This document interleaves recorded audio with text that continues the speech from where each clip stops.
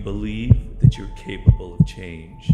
Do you believe that good things happen when you go through a process of learning and taking steps?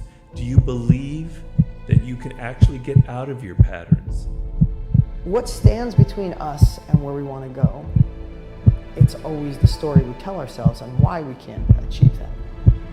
And if I wanted to boil it down, I would just say, what is your biggest why? What's your biggest goal that you would love? If it was a year from now, we were sitting here, you're watching this, and it was a year later, and it was the best year of your life, what would be the biggest thing that would have changed in your life? In order to have something different, you are going to have to do something different. In order to have something more, you have to do something you haven't done yet. That thing that you want, I guarantee you, you've convinced yourself that you're fine not having it. That's why you're not pushing yourself. It's the areas in your life where you've given up, where you've said, oh, I'm fine. There is not one thing that has ever happened to you, not one experience, not one encounter, not one crisis, not one joyful thing that hasn't happened just to make you better and help you rise. Be excited about your destiny so that you can endure the process that brings you into promise. Because there is a process before promise.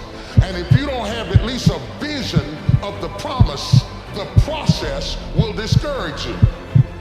There's a voice in you that has said, I can do this. I know others have failed.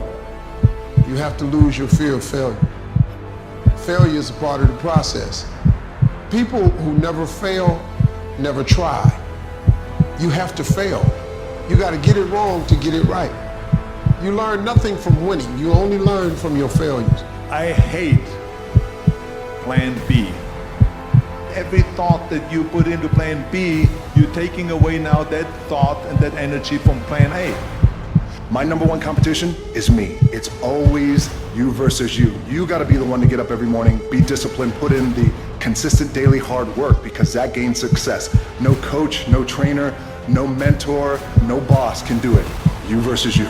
Sit on your bed one day and ask yourself, what remarkably stupid things am I doing on a regular basis to absolutely screw up my life?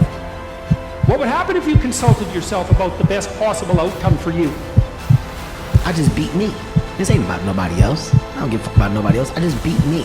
I'm in a battle with the only person that I really want to fucking beat, and that's me. If I can continue to outdo me from the day before, then I'm ahead. Don't go around telling people what your story is. Everybody has a story. It doesn't matter about what happens to you. What matters is, what are you going to do about it? One of the things limiting you from your income, your impact, a world-class life. You care too much about what people think about you. It is a neurobiological wiring. It served us thousands of years ago. We wanted to fit into the crowd because if we left the crowd or our social network, we would die of starvation or we would be eaten by saber-toothed tigers. Now we're in the modern age and we are frightened. We are terrified. Our amygdala goes crazy. Cortisol, the fear hormone, starts to pulse through our system if we leave the crowd. Everyone has an opinion. Why let the opinions of other people deny you from a life that will make history? It's very important that you engage in an ongoing process to develop you. Spend more time on yourself than what you've been spending. No matter what's going on in your life, it's not permanent. Everything is going to change. So there's two things you can do with change. You can react to it or you can participate in it. If you don't want to make waves, be mediocre, be normal, and fit in. It is far easier not to be successful. Do you have the courage to act outwardly on what you see inwardly? Or will you die a dreamer? Will you die on the verge and on the edge and in the land of coulda, woulda, and shoulda?